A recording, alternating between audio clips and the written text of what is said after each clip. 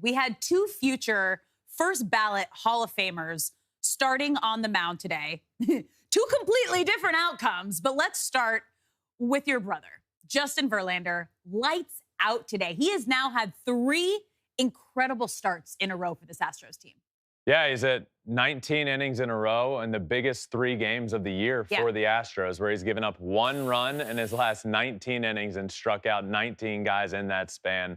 Again today, just nasty out there for the Astros in game 1 of the playoffs. I will say, I talked to him after the game about this. It was really cool to see him struggle in the first couple of innings and get out of it, not giving up any runs, but he clearly wasn't himself and then figured it out. Yeah. And his off-speed stuff today was some of the best off-speed stuff I've seen from him in a long, long time, and a huge start for him. Ends up pitching deeper into the game, gets through 6 innings and was taken out there. His 9th win in the division series, which is the most of all time. 236 strikeouts now in the postseason, which is the most of all time. Justin has the most postseason strikeouts in the history of baseball. Well, That's it's just really crazy how great and how high of a level he's pitching at this point in his career, and he's 40 years old. Yeah. Like, that is unheard of. Yeah. Well, yes. And, he wants to continue to pitch until, he's thrown the number 45 out there. Right. Absolutely. So really good start for him. Ends up getting taken out after 93 pitches after 6 innings. And look, this is another point that I was thinking about throughout the game. And I know in hindsight, we can look and say, well, it shouldn't have taken him out, end up giving up 4 runs the very next inning. Now, the Astros did end up winning the game. And Justin got the win here, but he came out throwing 6 innings, giving up 0 runs. It was a 5-0 ball game when he came out. But it was the question after 93 pitches is he going to go back out for the 7th? And that answer ended up being no. And then they give up, Hector Neris gives up 4 runs that very next inning, and it's a 5-4 ball game. And there was Justin in the dugout, you could see him say, are you sure about me being done? Yeah. And this is where I start to, I don't want to say have a problem. In hindsight, so easy to discuss this, but let him go. We're not talking like a Bobby Miller, young guy, first postseason, futures all in front of him. Justin's legacy is there, right? He's done everything.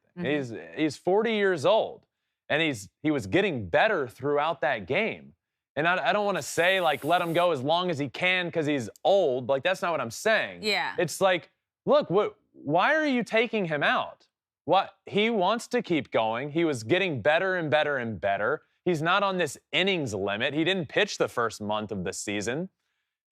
I struggled with the decision at the time. Why is he coming out of this game?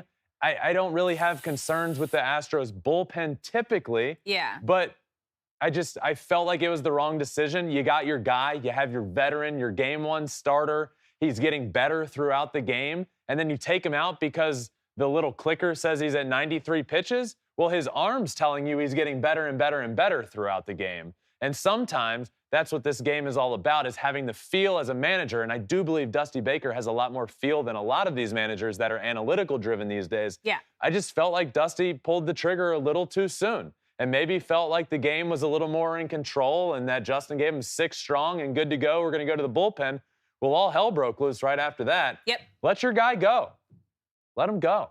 Well, the good news for the Astros is they ended up winning this one 6-4, and they were the only home team top seed that didn't lose game 1 at home today. So you got to look at the positives there. Great outing for Justin. Got the win. Astros got the win. But let's talk about the other future Hall of Famer that was on the mound today. Yep. Clayton Kershaw. Absolutely brutal outing. He couldn't even get out of the first inning. Had a 1.62 ERA, which is the worst. I think it was the worst outing of his career. Oh, it was the worst outing of Clayton Kershaw's career today. Yeah. He's never not gotten out of the first inning in a start. 162 ERA. It's the highest he's ever had for a game. 162 was his ERA. Not a single strikeout. It's the first time that's ever happened. I really struggle with this. I struggle to get it. I don't love narratives I think sometimes we overblow this narrative thing. Clayton Kershaw is one of the best to ever do it. Okay, so but the narrative, like thinking like you're having him start game one because of who he is, rather than where he's at right now in his career. No. I don't have any problem with the decision to start him game one. I'm just saying I don't like narratives of like Clayton Kershaw's not good in the postseason. I think that's such a big. That's such like a Clayton Kershaw is one of the best to ever do it. But so I struggle with the why. And I can't figure out that answer. And I constantly find myself defending him. The first thing I ever did for Fox Sports was the World Series watch party with the Rays and the Dodgers. And he had a really good start in that World Series.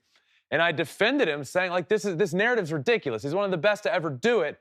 And I don't get it. Now you look up and he has this start, and his postseason career ERA is 4.50 now. And I hate seeing it. Obviously, he's at a different phase in his career right now, and he's been dealing with arm injuries, and this year's been dealing with injuries, and he's getting older, and he's throwing upper 80s right now, and everything that he does plays better when he's low to low 90s. But yeah, after the game today, he just said it's disappointing, it's embarrassing, no excuses. And it's to the point where you can't not acknowledge the playoff struggles he's had. You can't. But I don't get it. Is it a mentality thing? What could it possibly be? Because you look at the broad picture of his career, absolutely one of the greatest to ever do it. Yeah. And then the second that calendar turns to October, more often than not, it's not the same guy that we've seen over the course of his career. No. And we saw it here tonight. The worst start of his entire career. Gave up 5 hits and 5 runs before recording a single out. First time by a pitcher in postseason history. That has never happened. 5 hits, 5 runs before recording a single out. That's never happened. I don't get it. But yeah, a real struggle for Clayton Kershaw and the worst start of his career. And yeah, he said it himself. Disappointed, it's embarrassing, and there's no excuses.